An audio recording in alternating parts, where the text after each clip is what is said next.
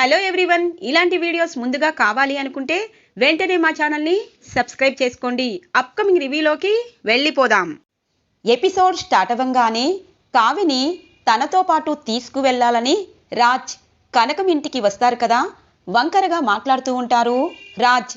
కావ్య గట్టిగానే రాజ్కి సమాధానం చెప్తుంది. ఇక రాజ్ అంటారు, నీకు ఎంత పొగరు, నువ్వు ఇలా ఉంటావని మా అమ్మకి నాయనమ్మకి తెలీదు అని అంటారు. మీరు ఇలా ఉంటారని వాళ్ళకు కూడా తెలీదు. ఇప్పుడు మీరు ఇక్కడ మాట్లాడిన మాటలన్నీ దమ్ముంటే అక్కడికి వెళ్ళి చెప్పండి, అప్పుడు మీ పరిస్థితి ఎలా ఉంటుంది అన్నది తెలుస్తుంది అనగానే, అంటే నీ కాళ్ళు పట్టుకుని తీసుకువెళ్తానన్నా నువ్వు రావా, నీకు ఎంత పొగరు, ఎందుకే అంత పొగరు అని అంటారు రాజ్. చూడండి, మాటలు మర్యాదగా రానివ్వండి. ఇప్పుడు నీకు నాకు ఎటువంటి సంబంధం లేదు, ముందు ఇక్కడి నుండి వెళ్ళండి అని అంటుంది. అంటే ఇదే మాట ఫోన్లో మా అమ్మకి మా ఇంట్లో వాళ్ళకి చెప్పు అని అంటారు. నాకేం అవసరం, మీరు ఏం చెప్పాలనుకుంటే అది చెప్పండి. ఇక్కడ జరిగిన ప్రతి మాట మీ ఇంట్లో దమ్ముంటే చెప్పండి.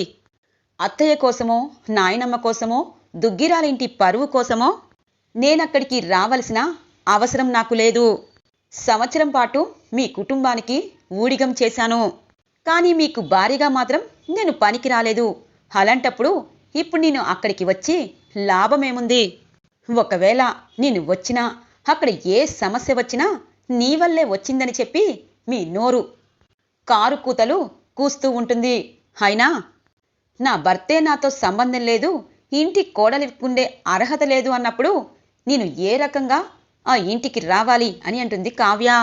ఇంతలో కనకం కృష్ణమూర్తి, ఏమయ్యా, వాళ్ళకి పెద్ద గొడవ అయ్యేటట్టుంది, అందుకే అల్లుడు గారు వెళ్ళిపోతారేమో, త్వరగా వాళ్ళిద్దరి దగ్గరికి వెళ్దాం పదండి అని చెప్పి కనకం కృష్ణమూర్తి బయటికి వస్తారు. ఇక రాజ్ అంటారు, చూసారా, మా ఇంటి మహాలక్ష్మి మీ ఇంటికి వచ్చాక బొమ్మలు వేసుకుంటూ దుగ్గిరాల ఇంటినే లెక్క చేయటం లేదు. మా నానమ్మ తాతయ్య వచ్చారు, నేను వచ్చాను అంటే మా మమ్మీ కూడా రావాలా అనగానే, ఆపండి, మిమ్మల్ని రమ్మని ఏమైనా నేను బ్రతిమిలాడానా? నేను వస్తానని ఫోన్ చేశానా? నేను మీకు ఎలా కనిపిస్తున్నాను అని అంటుంది. అమ్మ కావ్య, అల్లుడు గారు బయట అందరూ చూస్తారు, ముందు మీరు లోపలికి రండి అని చెప్పి ఇక వాళ్ళిద్దరినీ లోపలికి పిలుస్తుంది. ఇక కనకం ఇద్దరు లోపలికి వెళ్తారు. ఏంటి కనకం ఇలా జరుగుతుంది? అమ్మాయి అల్లుడు గారి విషయంలో కఠిన నిర్ణయం తీసుకుంటుందేమో అని అంటారు కృష్ణమూర్తి. అవునయ్యా, కావ్య నిజాయితీగా ఉంటుంది, ఆత్మాభిమానం దానికి ఎక్కువయ్యా, అటువైపు ఎంతటి వారైనా న్యాయం కోసమే పోరాడుతుంది. ఇప్పుడు అల్లుడు గారి విషయంలో ఏదైనా నిర్ణయం తీసుకుంటుందేమో అనగానే, కనకం, నా కూతురు తప్పు లేదని మనకు అర్థమైంది, తప్పు లేకపోతే కావ్య ఎక్కడి దాకైనా వెళ్తుంది అని అంటారు కృష్ణమూర్తి. ఇంతలో రాజ్కి ఫోన్ వస్తుంది. సార్, నేను సంజయ్ని సార్, నిన్నటి నుండి మీకు ఫోన్ ట్రై చేస్తున్నాను, ఇప్పుడు గాని కలిసింది సార్ అనగానే, సంజయ్య, మీ భార్య కావ్య గారు నాకు డిజైన్స్ వేస్తానని చెప్తున్నారు సార్, నిన్న మా ఇంటికి వచ్చి నాకు రిక్వెస్ట్ చేశారు, అందుకే మిమ్మల్ని అడుగుతున్నాను. కావ్య గారి డిజైన్స్ చాలా బాగుంటాయి కదా సార్, అందుకే మీరు ఒప్పుకుంటే తనతో నేను డిజైన్స్ వేయిస్తాను అని అంటారు. ఇక రాజ్ ఒక్కసారిగా కావ్య వైపు చూస్తారు. ఇప్పుడు అర్థమైంది, ఈవిడ గారు స్వయంగా ఎదగాలనుకుంటున్నారు, స్వయంగా ఎదిగితే ఇక్కడే ఉంటుంది, అందుకే ఈ ఫోన్ని నేను యూజ్ చేసుకుంటాను అని చెప్పి, సరే నేను ఈవినింగ్ కాల్ చేస్తాను అని చెప్పి కట్ చేస్తారు రాజ్. ఇక కావ్య, చెప్పండి, ఏంటి మీ ప్రాబ్లం? ఇప్పుడు అత్తయ్య కోలుకొని ఇంటికి వచ్చారు, తనని జాగ్రత్తగా చూసుకోండి. ముందు మీరు నమ్మే వ్యక్తుల్ని ఖచ్చితంగా ఎందుకు నమ్ముతున్నానా అని చెప్పి అర్థం చేసుకోండి, అంతేగాని నన్ను రమ్మని మాత్రం పిలవద్దు. ఆ ఇంట్లో నాకు కావలసిన వ్యక్తులు ఎవ్వరూ లేదు, ఆత్మీయులు మాత్రమే ఉన్నారు. నా భర్తే అక్కడ లేనప్పుడు అక్కడున్నవారు నా అత్తగారు, నాయనమ్మ, అత్తింటి వాళ్ళు, ఇవన్నీ అనుకోవడం నా పొరపాటు అనగానే, చూడు, నువ్వు చాలా తెలివైన దానివి, నాకు అర్థమైంది. అంటే ఇప్పుడు నువ్వు చేసిన తప్పుని తప్పు కాదు కళావతి, నువ్వు మా అమ్మని ప్రాణాలతో రక్షించిన దేవత, నా కుటుంబానికి అదృష్ట దేవతవి, అటువైపు ఆఫీస్ వరకు, ఇటువైపు ఇంటి వరకు, అలాగే మా అందరినీ నువ్వు ఉద్ధరిస్తున్నావని చెప్పి నీకు క్షమాపణ అడిగి అందరి ముందు నీ కాళ్ళు పట్టుకొని వేడుకోవాలి, అంతే కదా అని అంటారు. మీకు అలా అర్థమైతే నేను ఏమీ చేయలేను. ఒకటి మాత్రం నిజం, నా విషయంలో మీరు ఏం ఆలోచిస్తున్నారో నాకు తెలీదు, కానీ మీకు మాత్రం పురుషాంకారం ఉందని ఇప్పుడు అనిపిస్తుంది. ఇప్పుడు కూడా అత్తయ్య కోసం, ఇంటి పరువు కోసం వచ్చారే కానీ మీరు తప్పు చేశారని ఒప్పుకోవటం లేదు. తప్పు చేసి కూడా ఇలా వంకరగా మాట్లాడుతూ నన్ను తీసుకువెళ్ళాలని అనుకుంటున్నారు. కానీ కావ్య మనసు విరిగిపోయింది. అక్కడ ఉన్న వాళ్ళందరితో నాకు ప్రాబ్లం వచ్చినా నేను ఇక్కడికి వచ్చేదాన్ని కాదు. కట్టుకున్న భర్తే నాకు పెద్ద ప్రాబ్లం అయ్యాడు. కనీసం భార్యని సంవత్సరం నుండి దగ్గరగా చూస్తున్నా భార్య కాదు అన్న మొదటి వ్యక్తి మీరే అనుకుంటాను. ఒకటి మాత్రం నిజం, నన్ను రమ్మని మాత్రం మీరు అనద్దు అని అంటుంది. సరే, ఇప్పుడు మన ఇద్దరం భార్యాభర్తలం కాదు, ఇప్పటి నుండి వేరు. నువ్వేదో ఉద్యోగాల కోసం ట్రై చేస్తున్నావు కదా, అందుకే మా ఇంట్లో నీకు ఉద్యోగం ఇస్తాను అని చెప్పి అంటారు. ఒక్కసారిగా కావ్య షాక్ అవుతుంది. కనకం కృష్ణమూర్తి కూడా అలాగే చూస్తూ ఉంటారు. ఓ, ఏం ఉద్యోగం? అక్కడ అందరికీ కాఫీలు చేసి పొద్దునే ముగ్గులు వేసి అన్నీ చేస్తే నాకు జీతం ఇస్తారు. అప్పుడప్పుడు మీకు మూడు వస్తే నన్ను దగ్గరికి తీసుకుంటారు, అంతేనా అనగానే యాజ్ ఈజ్ అంతే కలవతి. ఇప్పుడు కరెంటు పాయింట్కి వచ్చావు. చెప్పు, నీకు శాలరీ ఎంత ఇవ్వాలి? ఈ రోజు నుండే నువ్వు పనికి వచ్చేసే అనగానే ఛీ, ఇంకా మీతో మాట్లాడుతున్నందుకు నాపైన నాకే సిగ్గుగా అనిపిస్తుంది. ఇప్పుడు చెప్పండి, మా ఇంటికి మీరు రాకుండా ఉండడానికి మీకెంత జీతం ఇవ్వాలి? మీకు ఆడపిల్ల ఆటబొమ్మలా కనిపిస్తుందన్నమాట. మీ ఇంటి పరువు కోసం, ఆ రుద్రాని రాహుల్ చేసిన ఘోరాలు చెప్పకుండా ఉండడం కోసం, ఆ ఇంట్లో ఎటువంటి ఘోరాలు తెలిసినా నోరు మూసుకుని ఉండడం కోసం నాకు జీతం ఇస్తారా? ఇంటిదాకా నా కోసం వచ్చారులే, ఏదో పైకి అలా అన్నా నా మీద ప్రేమ ఉందని చెప్పి ఇప్పటిదాకా లోపల పైకి ఎంత కఠినంగా మాట్లాడినా మురిసిపోయాను. కానీ ఇప్పుడు మీ నిజ స్వరూపం అర్థమైంది. ఆడపిల్ల పెళ్ళయి ఇంటికి వస్తే ఆ ఆడపిల్ల అక్కడ పిల్లే తన్ని ఎలాగైనా మేనేజ్ చేయొచ్చు. మీ ఇంటి వాళ్ళ కోసం, మీకోసం మీరు ఎక్కడి దాకైనా దిగజారుతారు. కానీ ఎదుటి ఆడపిల్ల మనసు మాత్రం మీకు అర్థం కాలేదు. ఇప్పుడు చెప్తున్నాను, మీరు ఖచ్చితంగా బాధపడే సందర్భం వస్తుంది. కళావతితో తప్పుగా మాట్లాడాను, కళావతి లేని జీవితం వ్యర్థమని చెప్పి నా దగ్గరికి వచ్చిన రోజు కూడా నేను మిమ్మల్ని క్షమించను. ముందు బయటికి వెళ్ళండి అనగానే కళావతి, నువ్వు ఏం చూసుకుని అహంకారం పోతున్నావో నాకు తెలీదు. మా మమ్మీ చెప్పింది కాబట్టి ఇక్కడికి వచ్చాను. నువ్వు ఇలాగే ఇక్కడ ఉన్నా నాకేమీ అభ్యంతరం లేదు. ఇదే లాస్ట్ అండ్ ఫైనల్ మన ఇద్దరి జర్నీ అని చెప్పి వెళ్ళిపోతారు రాజ్. ఇక కావ్య గుండె ముక్కలవుతుంది. ఇక కనకం కృష్ణమూర్తి లోపలికి వస్తారు. అమ్మ కావ్య, అల్లుడు గారు అన్నీ వదిలి నీ దగ్గరికి వచ్చారు. పైకి అలా ఉన్నా నువ్వంటే ఇష్టమేనే అనగానే, అమ్మా, నిజంగా నేనంటే ఇష్టము ప్రేమ ఉంటే నేను మీ ఇంట్లోకి వచ్చి ఇలా ఏడవనమ్మా. ఒకటి మాత్రం నిజం, నా జీవితాన్ని నా చేతులారా నేనే నాశనం చేసుకుంటున్నానని మీరు నమ్మితే చెప్పండి, ఇక్కడి నుండి వెళ్ళిపోతాను అనగానే ఇంతలో కృష్ణమూర్తి, అమ్మ కావ్య, నువ్వు చెప్పిన సమాధానం తప్పు ఎప్పటికీ కాదు. ఒక ఆడపిల్లని ఎన్నో కష్టాలు పడి పెంచి చదివించి పెద్ద చేసి ఒక అయ్య ఇంటికి వస్తే ఆ అయ్య కనీసం తనకి భార్య అని గుర్తింపు లేకుండా బయటికి వెళ్ళమనడం భావ్యం కాదు. నా కూతురు మగ సింహం, ఆడసింహం. అలాంటి ఆడసింహానికి ఎంతగా ఎదురొచ్చినా నిలబడుతుంది. కనకం బాధపడద్దే, అల్లుడు గారు మంచివారే, కానీ తన మనసులో మన అమ్మాయికి చోటు లేనప్పుడు మన అమ్మాయి గురించి మనం ఆలోచించకూడదు. తనకి ధైర్యం చెప్పాలి. అమ్మ కావ్య, నిన్ను మేము ఇబ్బంది పెట్టము, ప్రశాంతంగా నువ్వు ఇక్కడే ఉండాలి అని అంటారు. ఇక కావ్య వాళ్ళ నాన్నని కౌగిలించుకొని బాధపడుతూ ఉంటుంది. ఇది ఇలా ఉండగా రాజ్ ఇంటికి చేరుకుంటారు. కావ్య రాకపోయేసరికి రుద్రాని రాహుల్ హ్యాపీగా ఫీల్ అవుతారు. ఎంతైనా కావ్యకి ఆత్మాభిమానం ఎక్కువ కదా మమ్మీ అని అంటారు. మరే, అలా ఆత్మాభిమానం ఎక్కువ కాబట్టి వెళ్ళిపోయింది. ఆ స్వప్న ఈ ఇంటి లగ్జరీ లైఫ్ కావాలని చెప్పి మనం ఇబ్బంది పెట్టినా మనల్ని టార్చర్ చేస్తుంది కానీ ఇక్కడి నుండి వెళ్ళదు. మూర్ఖుడా, ఆ కావ్యని ప్రేమించి చేసుకున్నా దాన్ని ఈజీగా వదిలించుకునేవాడివి. ఇప్పుడు చూడు అనగానే, మమ్మీ ఇప్పుడు నేను ఎవరినైనా ప్రేమించి అలా చెయ్యనా అనగానే, నోర్మి, నీ వల్లే కదా నాకు ఈ పాటలు. ఇప్పుడు కావ్య రాలేదు, హ్యాపీగా ఉంది, కానీ మా వదిన వెళ్తుందేమో అని అంటుంది.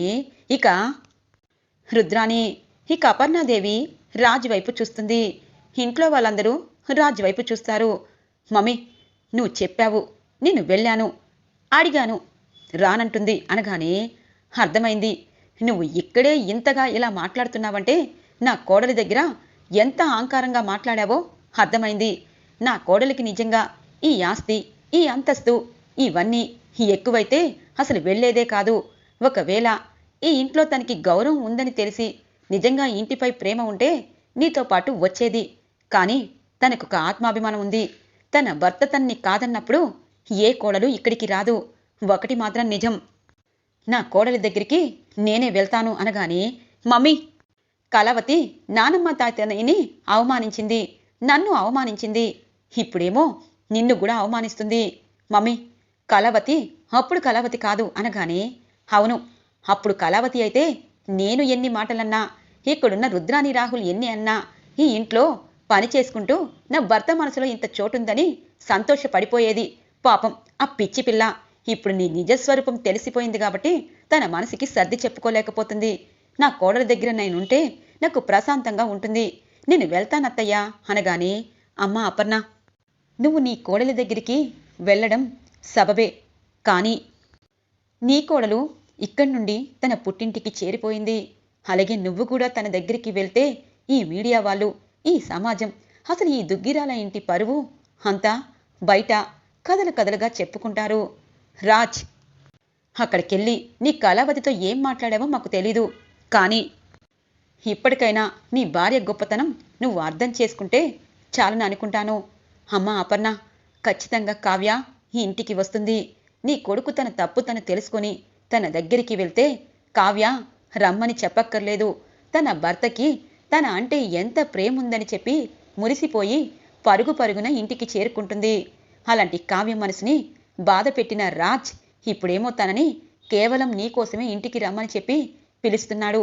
అలాంటప్పుడు కావ్య ఎలా వస్తుంది? అందుకే మన ఇంట్లో బంగారం మారితే అన్ని సమస్యలు తీరిపోతాయి అని అంటారు. ఇక అపర్ణాదేవి రాజ్ వైపు చూస్తూ అక్కడి నుండి వెళ్ళిపోతుంది. ఇది ఇలా ఉండగా టీవీలో ఇక న్యూస్ చెప్తూ ఉంటారు. 100 సంవత్సరాల దుగ్గిరాల కుటుంబానికి ఇక నేలకు వచ్చే రోజులు రాబోతున్నాయి. స్వరాజ్ గ్రూప్ ఆఫ్ ఇండస్ట్రీకి ఎండి లేకుండా ఇక అక్కడున్న ఆభరణాలు, డిజైన్స్ ఇవన్నీ వెలవెల పోవడంతో అన్ని బ్రాంచెస్కి నష్టాలు కొనసాగుతున్నాయి. కనీసం దుగ్గిరాల ఇంటివారు ఎవరూ ఎండీగా లేకుండా ఖాళీ చేయరు. అక్కడున్న వారందరినీ వెక్కిరిస్తూ ఉంటుంది. పెద్దవారిగా చెప్పిన వాళ్ళు ఇంట్లో సమస్యలను సాల్వ్ చేసుకొని ఇక స్వరాజ్ గ్రూప్ ఆఫ్ ఇండస్ట్రీకి ఎంతో మంది కార్మికులు పనిచేస్తూ వాళ్ళు రోడ్డు మీదకి వచ్చేటట్టు ఆ కంపెనీ నడుస్తుంది. ఇక రేపో మాపో ఎండీగా లేకపోతే ఖచ్చితంగా ఆ కంపెనీని మూత వేసుకుంటారు. అలాగే ఆ ఇంట్లో పెద్ద పెద్ద నొయరాలు జరిగినా బయటికి రాకుండా కవర్ చేస్తూ ఉంటారు దుగ్గిరాల ఫ్యామిలీ. మరి ఇలాంటి నష్టాల్లో ఉన్న స్వరాజ్ గ్రూప్ ఆఫ్ ఇండస్ట్రీ మళ్ళీ ముందుకి తీసుకువెళ్లేవారు ఎవరో తెలియదు, కానీ కిందికి మాత్రం ప్రతిరోజు దిగజారిపోతుంది. అలాగే మొన్నటికి మొన్న దొంగ బంగారం కేసులో వాళ్ళింట్లో సభ్యులే ఇరుక్కునేదాకా వచ్చింది. ఇక కంపెనీని నమ్ముకుంటే గోవిందా అన్న స్టేజ్కి వస్తూ ఉంది అని చెప్పి న్యూస్లో చెప్తూ ఉంటారు. ఒక్కసారిగా దుగ్గిరాల ఫ్యామిలీ అంతా షాక్ అయిపోతారు. ఏరా రాహుల్, ఏంటి ఇలాంటి న్యూస్ వస్తుంది అని అంటారు. ఇక రుద్రాని, మమ్మీ మనం వేసుకునే ప్లాన్లో ఒక భాగమే ఈ న్యూస్. ఇప్పుడు దుగ్గిరాల స్వరాజ్ గ్రూప్ ఆఫ్ ఇండస్ట్రీకి ఎండీ లేకపోవడంతో కిందికి దిగజారిపోతుందని చెప్తేనే కదా మళ్ళీ నన్ను ఎండీగా పంపిస్తారు. అందుకే ఇంట్లో మరోసారి టెన్షన్ పెట్టేశాను. ఇప్పుడు తాతయ్య, అమ్మమ్మ నన్ను ఖచ్చితంగా ఎండీగా వెళ్ళమంటారు. రాజకీయ అవకాశం లేదు కదా అని అంటారు రాహుల్. ఇక ఇందిరాదేవి, సీతారామయ్య గారు, అపర్ణాదేవి, రాజ్, ప్రకాశం, అలాగే ఇక సుభాష్ ఆ న్యూస్ చూసి షాక్ అవుతారు. డాడీ, ఇదేంటి ఇలా జరుగుతుంది అనగానే, మరి ఇలా జరగకపోతే ఎలా జరుగుతుంది రాజ్? నాన్నగారు నిర్ణయం తీసుకున్నారు, రాహుల్ సరైనవాడు కాదని తేలిపోయింది. ఇప్పుడు కంపెనీకి మంచి మంచి డిజైన్స్ వేసేవారు లేరు. కనీసం అక్కడ ఎండీగా ఉండేవాళ్లే లేకపోతే మరి కంపెనీ శిథిలావస్థకి ఎందుకు చేరుకోదు? మన ఇంట్లో సమస్యల వల్ల అటు స్వరాజ్ గ్రూప్ ఆఫ్ ఇండస్ట్రీకి కూడా మనం ఆ సమస్యలని అంటగట్టాము. నాన్నగారు, ఈరోజు మీడియాలో వచ్చింది. అలాగే మన కంపెనీలో ఉన్న ఆభరణాలు కూడా దొంగ బంగారంతో చేయించారని ఇక బయటికి న్యూస్ అనేది స్ప్రెడ్ అవుతుంది. అప్పుడు మన కంపెనీ 100 సంవత్సరాలు వేడుక చేసుకున్న ఆనందం కంటే మోసపోయిన కంపెనీ, మోసం చేసే కంపెనీ అని పేరు వస్తుంది. ఇప్పటికైనా మీరు సరైన నిర్ణయం తీసుకోండి అనగానే ఇంతలో ధాన్యలక్ష్మి, మామయ్య గారు, అత్తయ్య గారు, నేను తప్పు చేశాను. మన పునాదులే కదిలిపోయే స్థితికి నేనే తెచ్చాను. రాజ్, నువ్వు ఎన్ని సమస్యలు ఉన్నా నువ్వు ఎండీగా స్వరాజ్ గ్రూప్ ఆఫ్కి వెళ్ళి ఇలాంటి పరిస్థితి వచ్చేది కాదు.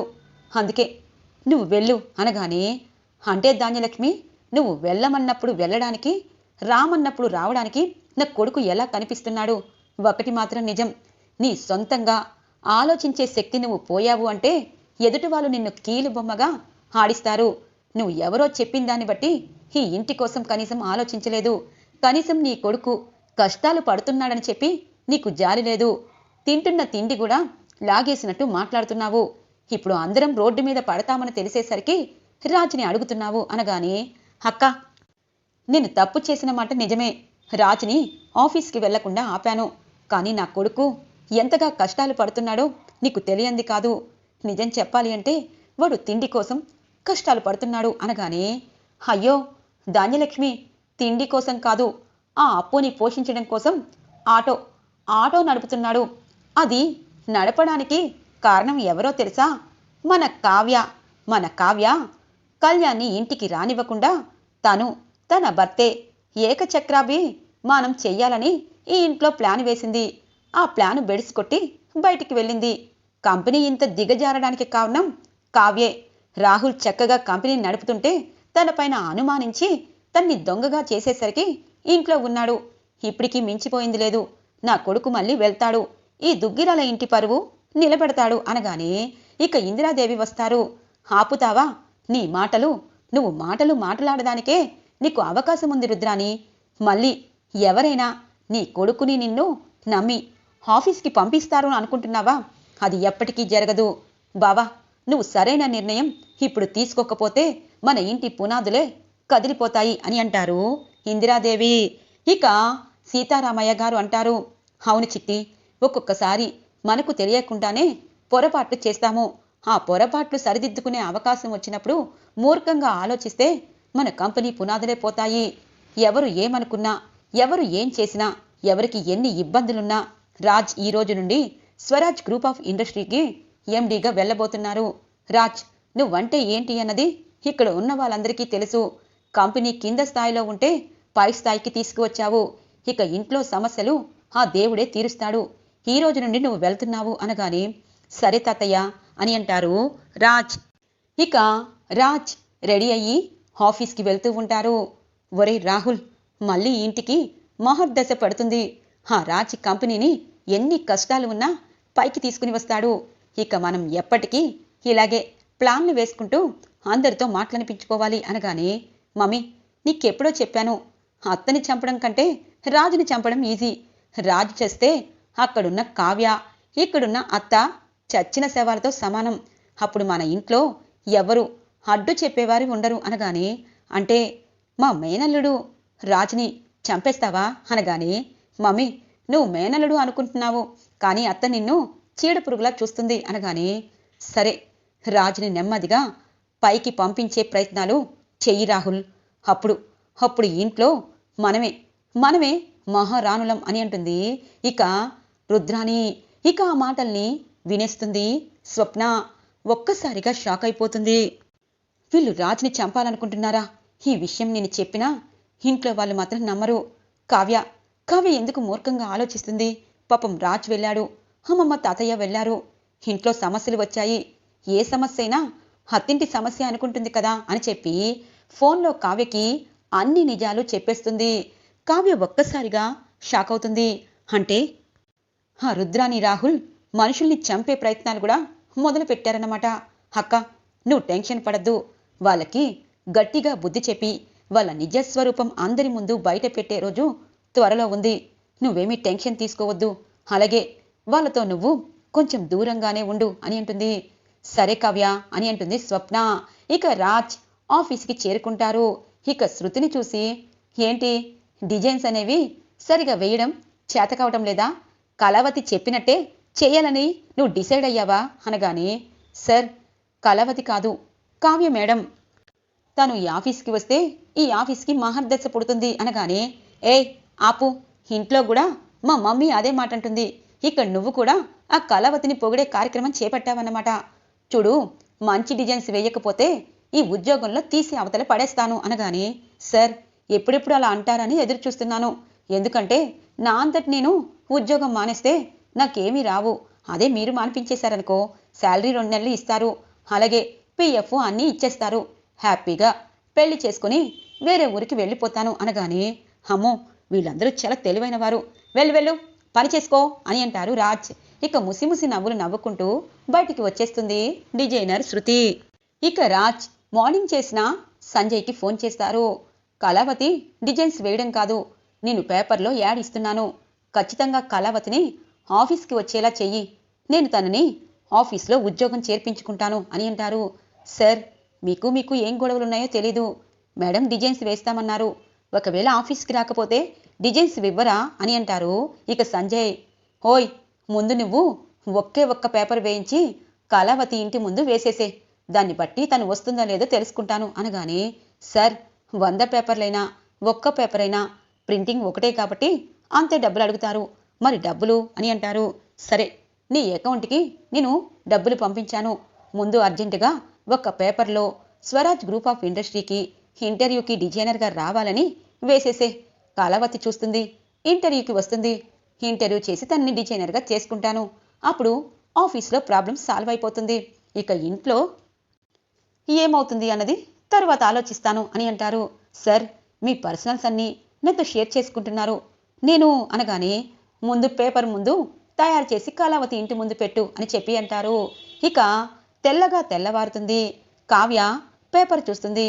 నాన్న, ఎప్పటి నుండి మీరు పేపర్ మార్చారు అనగానే, అమ్మ కావ్య, ఎప్పుడు మార్చలేదు, కానీ ఒక్కొక్కసారి వేరే పేపర్ లేనప్పుడు వేరే పేపర్ వేస్తారు. ఎందుకంటే పేపర్ డైలీ చదివే అలవాటు ఉన్నవాళ్ళు ఏదో ఒకటి చదువుతారు కదా అని అంటారు. సరే నాన్న అని చెప్పి ఇంటర్వ్యూలు చూస్తూ ఉంటుంది. స్వరాజ్ గ్రూప్ ఆఫ్ ఇండస్ట్రీకి ఇక డిజైనర్ కావాలనడంతో, అమ్మయ్య, ఆ కంపెనీకి ఎలా వెళ్ళాలి, ఆయన ఎలా కాపాడుకోవాలి, ఆ రాహుల్ రుద్రాని నిజస్వరూపం అక్కడ ఫేక్గా నాకు ఫోన్ చేయించిన అన్ని విషయాలు బయట ఎలా పెట్టాలి అనుకున్నాను. ఇప్పుడు ఖచ్చితంగా ఇంటర్వ్యూకి వెళ్తాను. ఆయన తలతిక్కగా ఇంటర్వ్యూ చేసినా ఉద్యోగం సంపాదిస్తాను అని చెప్పి మనసులో అనుకుంటూ చక్కచక్క రెడీ అయ్యి ఇక స్వరాజ్ గ్రూప్ ఆఫ్ ఇండస్ట్రీకి వస్తుంది కావ్య. ఇక రాజ్, నాకు తెలుసు కళావతి, నువ్వు వస్తావని. ఇప్పుడు నేనేంటి అన్నది నీకు చూపిస్తాను అని చెప్పి అనుకుంటూ కమిన్ అని అంటారు. ఇక కావ్య తన వైపు చూస్తుంది. ఇంటర్వ్యూ చేస్తారు. ఇంతకీ నాకు ఉద్యోగం ఇక్కడ ఉంటుందా లేకపోతే వెళ్ళాలా? ఇప్పుడు గంట నుండి మీరు అడిగే క్వశ్చన్స్ అడగకుండా ఇక మీలో మీరు నవ్వుకుంటున్నారు. ఎందుకో నాకు అర్థం కావట్లేదు. ఇంటర్వ్యూ కూడా ఎవ్వరూ లేరు. అంటే కావాలనే ఇదంతా చేశారని అనిపిస్తుంది. అందుకే నేను వెళ్ళాలి అనగానే, ఆగు, ఎందుకు వెళ్ళాలి? ఇంటర్వ్యూ అనే వచ్చావు కదా, ఇంతకీ జీతం ఎంత కావాలి? నువ్వు డిజైన్ మంచివి వేస్తావా అనగానే, ఒకసారి అవకాశం ఇస్తే చూపిస్తాను. ఇక జీతం అంటారా, ఇక్కడున్న ఎంప్లాయీస్ అందరికీ ఎలా ఇస్తారో నాకు కూడా అలాగే ఇవ్వండి అని అంటుంది. సరే, ఉద్యోగం గ్యారంటీ అని చెప్పి అంటారు. ఇక కావ్య తన వైపు సీరియస్గా చూస్తూ ఇక శృతి దగ్గరికి వస్తుంది. శృతి మేడం, మీరు వచ్చేశారు, నాకు హ్యాపీగా ఉంది. ఇక డిజైన్స్ నేను వేయాల్సిన అవసరం లేదు, మీరే వేసుకోవాలి అనగానే, శృతి, డిజైన్స్ నేను వేస్తాను, నువ్వేం చేస్తావు అని అంటుంది. నా బాయ్ ఫ్రెండ్తో కబుర్లు చెప్పుకుంటాను అనగానే ఇక కావ్య తనతో ఒక్కసారిగా నవ్వేస్తుంది. ఈరోజు ఎపిసోడ్ ఇలా ఇంట్రెస్టింగ్గా ఎండ్ అవుతుంది ఫ్రెండ్స్. రాబోయే ఎపిసోడ్స్ కోసం మా ఛానల్ని సబ్స్క్రైబ్ చేసుకోండి. Thanks for watching friends.